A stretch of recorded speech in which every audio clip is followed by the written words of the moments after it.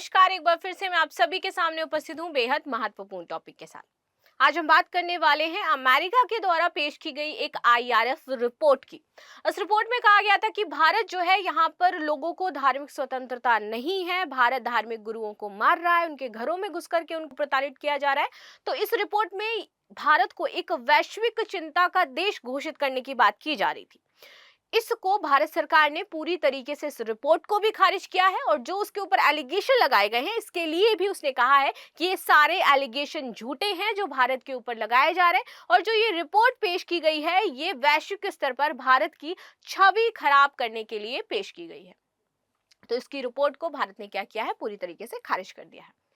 अब आप सभी से मेरा ये प्रश्न है कि ये जो रिपोर्ट आई थी यूएस के द्वारा, क्या ये वाकई मैनिपुलेटेड थी? और इस रिपोर्ट में जो भारत की स्थिति बताई गई है, क्या ये वाकई सही है कि भारत में जो लोगों के पास धार्मिक स्वतंत्रता है वो धीरे धीरे खत्म होती जा रही है और धार्मिक गुरुओं को भारत क्या कर रहा है, खत्म कर रहा है एक तरीके से, या फिर उनकी जो पावर है उनको बहुत सिंक्रोनाइज कर रहा है। ठीक है, तो आप सभी मुझे अवश्य कमेंट सेक्शन में बताइएगा कि ये सही है या गलत है। अब हम इस टॉपिक पर चर्चा करेंगे। ये रिपोर्ट कौन पेश करता है, किन मापदंडों के आधार पर पेश करी जाती है, क्या अब ये मुद्दा भारत और अमेरिका के बीच में छिड़ गया है और ये किस हद तक आगे बढ़ने वाला है। मेरा नाम है प्राची मिश्रा और संस्कृति आईएएस के इस प्लेटफॉर्म पर आप सभी का स्वागत है। बात करेंगे आईआरएफ रिपोर्ट की, वीडियो एंड तक जरूर देखिएगा, बहुत इंपॉर्टेंट पॉइंट्स मैंने इसमें लिए हैं। लेकिन इससे पहले आप सभी के लिए एक सूचना भी है। सूचना क्या है कि यूपीएससी एंड पीसीएस के कोर्स आपको 75% के डिस्काउंट पर अवेलेबल करवाए जा रहे हैं।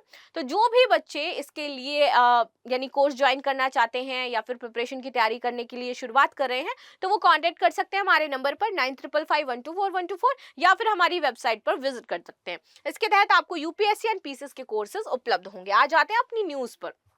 बायस्ड ऑर्गेनाइजेशन, यहाँ पर इंडिया ने बोला है कि यूएस जो है that is a biased organization the political agenda, और ये जो है ये पॉलिटिकल एजेंडा है अमेरिका का भारत की जो छवि है उसको दूषित करने का। India rejects US religious freedom report IRF. आगे आते हैं तो हाल ही में भारत ने अमेरिका के अंतरराष्ट्रीय धार्मिक स्वतंत्रता आयोग की रिपोर्ट को क्या किया है, खारिज किया है।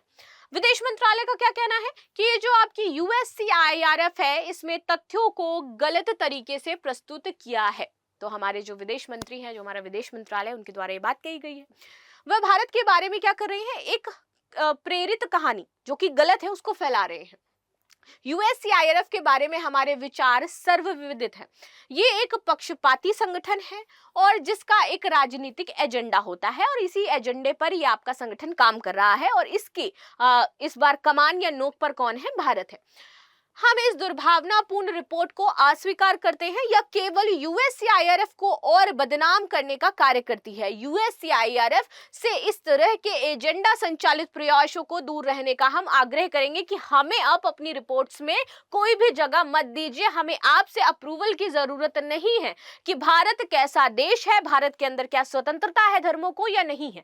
हम क्या है, हम विविधताओं से भरे, यहाँ पर हर धर्म के लोग पूरी खुशी के साथ और स्वतंत्रता के साथ रहते हैं। यहाँ पर किसी के लिए कोई भी दबाव नहीं है।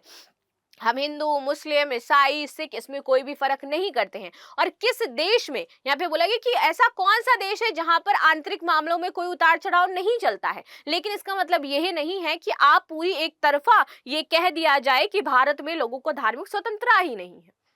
आगे आते हैं, क्या है रिपोर्ट। देखिए, अमेरिकी संघीय सरकार के आयोग ने भारत में धार्मिक स्वतंत्रता की कथित गिरावट को चिंतित किया था और चिन्हित करते हुए ये कहा था कि विशेष चिंता का देश यहां पर इसको घोषित कर दिया जाए क्योंकि यहां पर स्थिति खराब हो रही है। रिपोर्ट में कहा गया है कि 2024 के दौरान सतर्कता समूहों द्वारा लोगों की हत्या, मारपीट और लिंचिंग की गई है कि यहाँ पर हम जो दूसरे धर्म के लोग हैं उनको मार रहे हैं, उनके साथ मॉब लिंचिंग हो रही है, उनके साथ प्रॉब्लम क्रिएट करी जा रही है। धार्मिक नेताओं को मनमाने ढंग से गिरफ्तार यहाँ पर किया जा रहा है और घरों एवं पूजा स्थलों को ध्वस्त किया जा रहा है, ऐसा कहा गया है इस रिपोर्ट में, जो कि सरासर गलत है। आगे आते हैं, ये घटनाएं धार्मिक स्वतंत्रता का विशेष रूप से गंभीर उल्लंघन है, ऐसा रिपोर्ट कह रही है। मनमोहन सिंह की सरकार ने भी वीजा ना देना शुरू कर दिया था। तब से भारत ने लगातार यूएससीआईआरएफ के सदस्यों को देश में आने के लिए वीजा नहीं दिया है। इसका कारण था कि वे भारत के आंतरिक मामलों में हस्तक्षेप करते थे। तो ये बात यहाँ पर कही गई थी।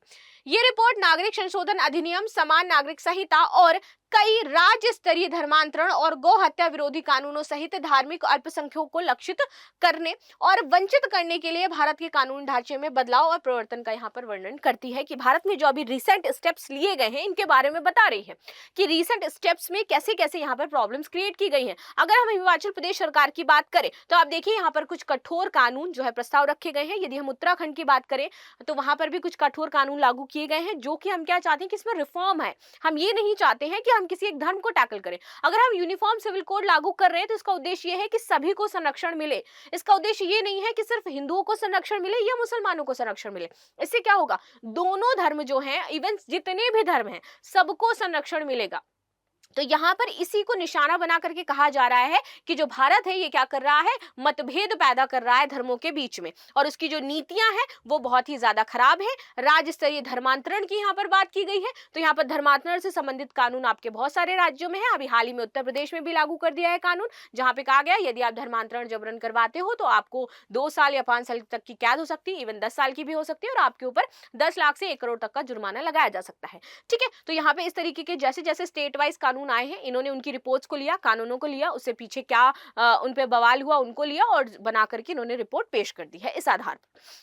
जबकि इसके पीछे कारण क्या था, जो फोर्सेबल धर्मांतरण हो रहे हैं सिर्फ उन पर रोक लगाना था कि अगर कोई अपनी मर्जी से धर्मांतरण करना चाहता है उसमें कभी भी गवर्नमेंट ये नहीं कहती कि आप मत करो, लेकिन अगर किसी को फोर्सफुल किसी अदर धर्म में कन्वर्ट किया जा रहा है तो उसके लिए यहाँ पर प्रॉब्लम है, उसके लिए हमारे पास कानून है। ठीक है, चलो आगे आ जाते हैं। संयुक्त राज्य अमेरिका अंतरराष्ट्रीय धार्मिक स्वतंत्रता आयोग की बात कर लेते हैं। देखिए, ये एक स्वतंत्र द्विदलीय अमेरिकी संघीय सरकार एजेंसी है। ठीक है, इसे वर्ष 1998 में संशोधित अंतरराष्ट्रीय धार्मिक स्वतंत्रता अधिनियम के तहत बनाया गया था। ये क्या करती है कि जो विदेशों में धर्म या आस्था की स्वतंत्रता है, इसके सार्वभौमिक अधिकार की निगरानी करती है कि देशों में कैसे चले। अगर इनको ये करना ही था तो आप क्यों नहीं देख रहे हो कि अदर देशों में भी ऐसा हो रहा है। बहुत सारे ऐसे देश हैं जहां पर शरिया लॉ लागू है, आप उन देशों को क्यों नहीं कहते हो कि वहां पर जो है हिंदू खतरे में। आप बांग्लादेश की बात क्यों नहीं करते हो जहां पर हिंदू खतरे में, जहां पर दुर्गा पूजा पर बैन लगाया जा रहा है, आपने उसको क्यों नहीं बोला कि ये विशेष चिंता का राज्य है। आप भारत को क्यों कैसे कह रहे हो कि ये विशेष चिंता का राज्य है। हमने तो यहाँ पर किसी चीज पर बैन नहीं लगा रखा है। और भी देश हैं जहां पर धार्मिक जो चीजें हैं वो फॉलो करने के लिए मनाही है।